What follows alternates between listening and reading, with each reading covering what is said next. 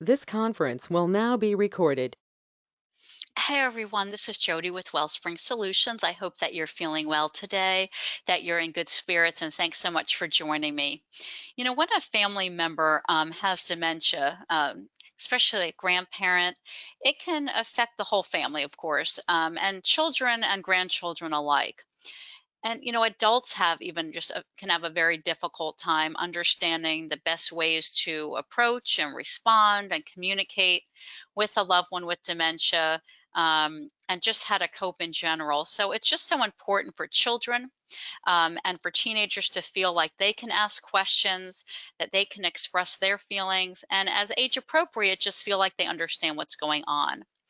The grandparent grandchild relationship is so treasured by both parties. It's just can be such a nice bond.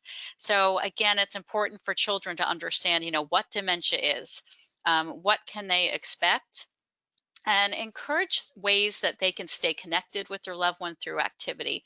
Um, and as you probably would know, having time spent with a child often improves someone's with dementia's quality of life. So let's just go ahead first. And I want to share some information with you about the services that we offer that are dementia related for caregiving in Guilford County. We do offer free and confidential memory screenings. We offer the Memory Fitness and Dementia Dialogue series. We have our Memory Care Center, 4 Connections, a Memory Cub sites. We offer caregiver education on a variety of different topics. And if you visit our website, you'll see that we have over 20 videos now that you can watch at your leisure. We do have 3 support groups. We have home care.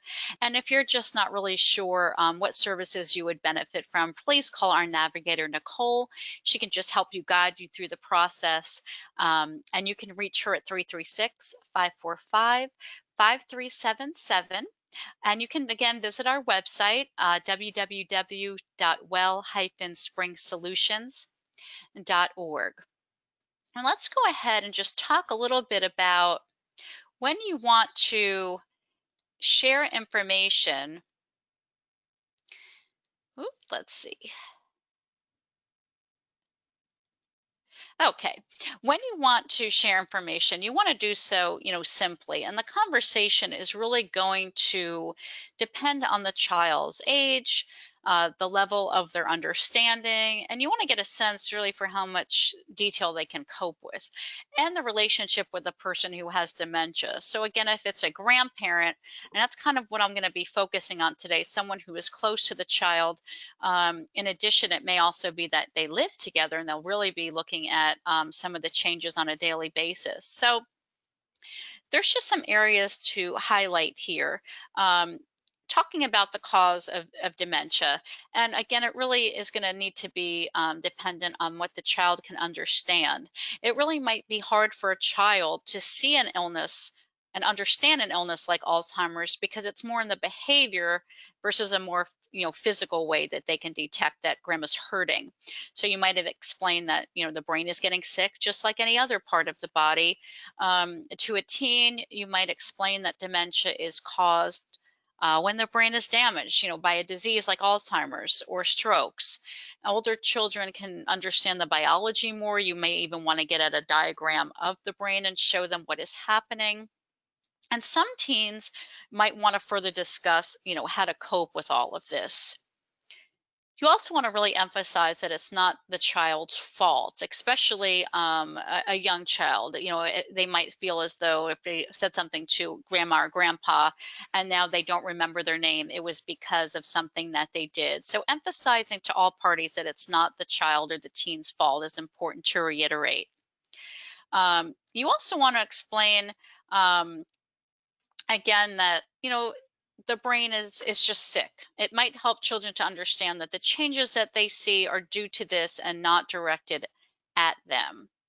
Um, a common concern among children is that they or other family members might, get dementia because grandma or grandpa has it. So you might want to offer them reassurance that it can't be caught like some other diseases or like a cold. You'll want to explain possible changes to expect, how it progresses, what they should expect to see. And for a child, that might not be understanding, you can just tell them that grandma's memory is not very good and that it is going to keep getting worse. Um, if a loved one, um, again, if it is a loved one, explain to them that they can still feel love and they can be loved, although the person might forget everyday things. They might even forget the child's name, but it's so important that you still reiterate that they give great hugs and that they still remember the love they have for you and they can feel loved with your hugs and your smiles and your attention.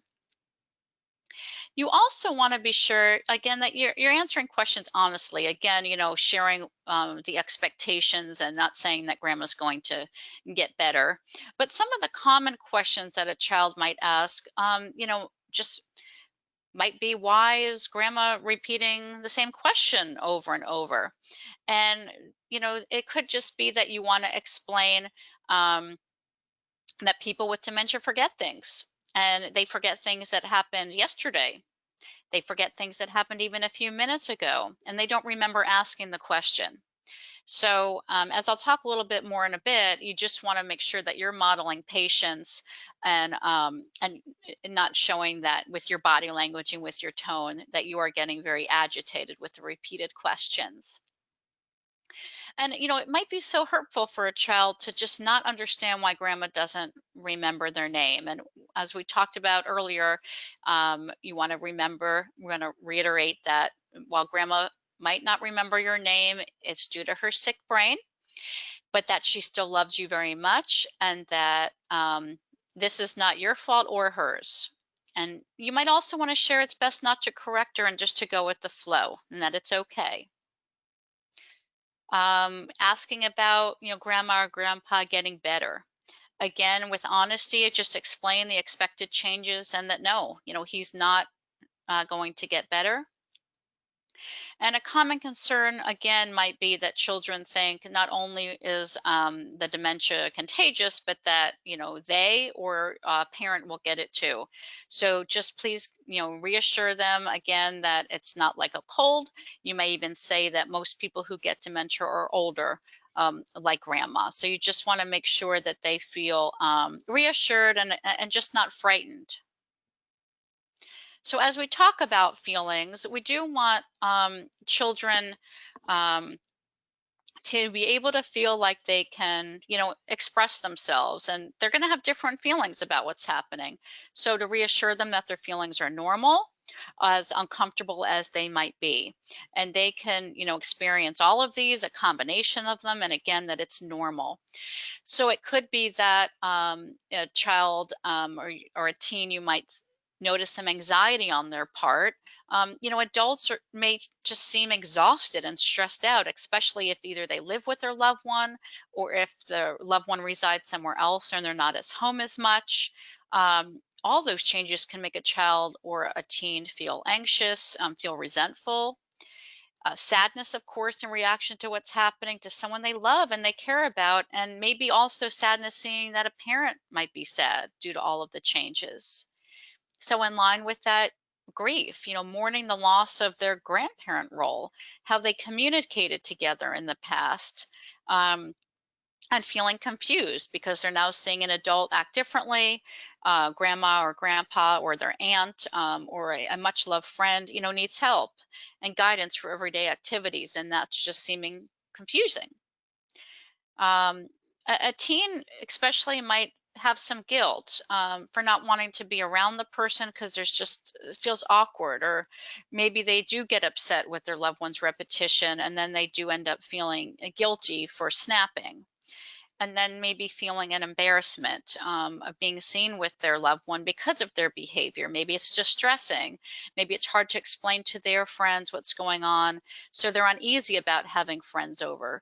So all of these feelings are normal. And same with, questions. If it's not easy to start the conversation, I hope that you will just kind of let the child, direct your response by the questions they ask. Their questions will help you get a sense of what they understand already and what they can cope with. And same with the feelings. Just if you're not sure where to begin, you can just ask. how they're dealing with all of this. It's very challenging to see a beloved grandparent act so differently. So one thing I just want to cover, we've talked about this in other videos, is how we want to communicate comfort to someone who has dementia. So for a child, just to be thinking about that, you really set the stage as the grown-up, to demonstrate patience, good communication, positivity, communicating comfort, and setting the tone as well for how you are coping. And of course, it's okay to have moments where you might express frustration or all of those feelings that we shared earlier, but just being honest and as best as you can, just being that model of caring behavior for the child, and then they will follow suit. It's also so important to keep children in just the routine, with fun activities. Um, it's important for them to just understand that having Alzheimer's disease or having um, some type of dementia doesn't mean that the person still can't engage in fun activities, and things that maybe they can do together are suggested here.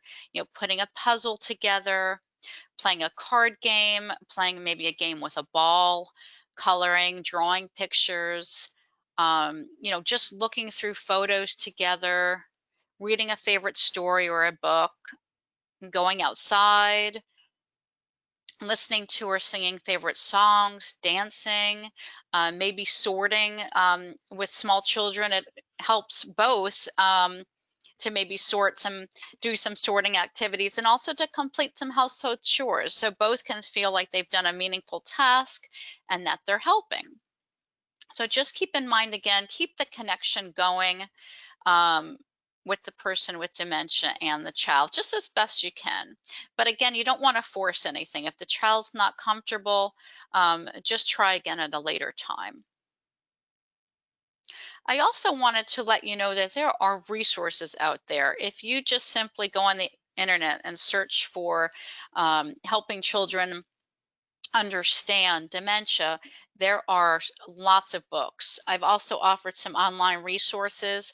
The Alzheimer's Association at www.alz.org has some very specific resources for children of different ages and for teenagers. And there are also videos to watch. So just be aware and mindful that there are resources out there that can help you through this. So, again, please just keep in mind that it's really just so important for children to be able to feel comfortable, to be able to really just express their feelings and just to understand what's going on. So I hope you found this helpful, and I do just want to share that our caregiver support program from Wellspring Solutions is funded through the National Family Caregiver Support Program of the Older Americans Act, and that requires that we give you an opportunity to contribute to the costs of our programming. Any contribution, please know, is completely voluntary and greatly appreciated as it expands our programs to additional caregivers in the community. Any contribution will be kept confidential. And on the screen here, you can see where you can direct your contributions to, or you can call Kathy with any questions. Thank you again so much for watching. I hope that you stay well, and until next time, thank you.